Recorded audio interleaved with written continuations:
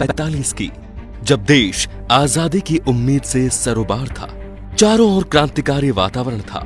ऐसे में एक गढ़वाली परिवार में जन्म हुआ बेहद ही साधारण से दिखने वाले बच्चे का पूत के पांव पालने में ही नजर आने लगते हैं।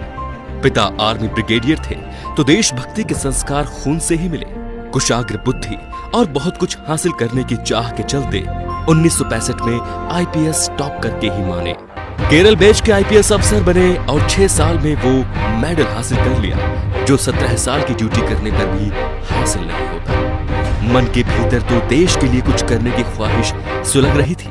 उसी के चलते पाकिस्तान में जासूस के तौर पर तैनात हो गए। 6 साल वहां जासूसी करते रहे। लाहौर में एक मजार के पास एक मुसलमान ने अजीत डोभाल को पहचान लिया था कि वो पाकिस्तानी या एक तरह से कहें तो मुसलमान है ही नहीं। उस मुसलमान ने पूछा कि क्या तुम हिंदू हो? तो डोभाल चौंक गए और उन्होंने जवाब दिया नहीं। फिर वो उन्हें अपने साथ लेकर गया और एक छोटे से कमरे में दोनों गए। उसने कमरे का दरवाजा बंद कर दिया और एक बार फिर उसने कहा कि देखो मैं कह रहा हूँ तुम हिंदू हो।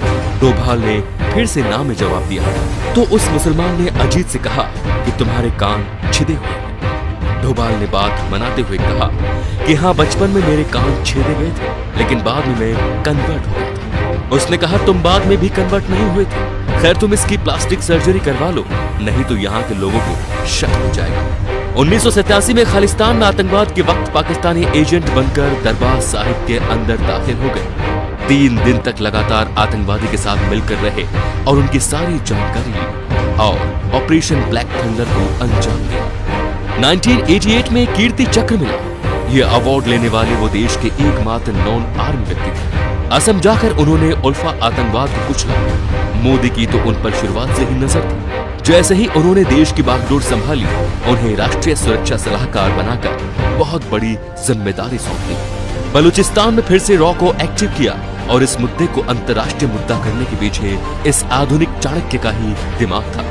केरल की 45 ईसाई नर्सों को ईरान में आईएसआई ने जब किडनैप कर लिया था, तो वो स्वयं ईरान जाकर बिना किसी नुकसान के उनको वापस लेकर देश आए। मई 2015 की सर्जिकल स्ट्राइक के वक्त तो एक इंसान जान गया कि उनकी अहमियत क्या है। जब म्यांमार से 5 किलोमीटर अंदर घुसकर 50 आतंकवादी को मारने का कारनामा उनकी ही कप्तानी में हुआ था। नागालैंड के आतंकवादियों से ऐतिहासिक डील करवाने वाले और उनसे हथियारों का समर्पण करवाने वाले वही थे।